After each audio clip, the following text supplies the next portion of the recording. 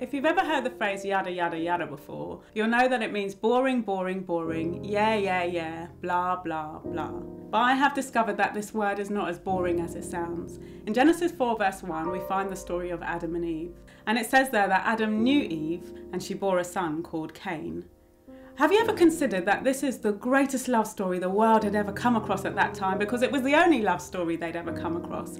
The pair were made fresh from the Creator's hand. They were quite literally a match made in heaven. You can imagine Eve running towards Adam, hair bouncing in the wind, and all the Bible says is Adam knew Eve.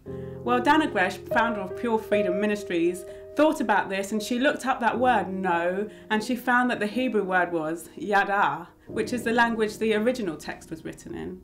And when she looked up the definition of that word, she found that it meant to know, to recognise, to understand and to respect.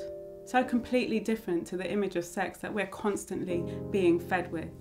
But what's also amazing about this is that she found that word was used nearly 900 times in the Old Testament.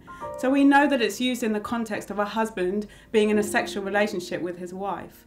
But it's also used nearly 900 times in the Old Testament for someone being in deep fellowship with God. It's as though God scratched his head and said, how can I let these people know how intensely passionate I am about them? And then he selected the ultimate human intimacy. And he said, this shall be an object lesson, a demonstration to illustrate how passionate I am about my people and how intimately close I want to be with my bride, the church. Is it any wonder then that the enemy is working double time to devalue, remove, eradicate and cheapen the image of sex in our lives?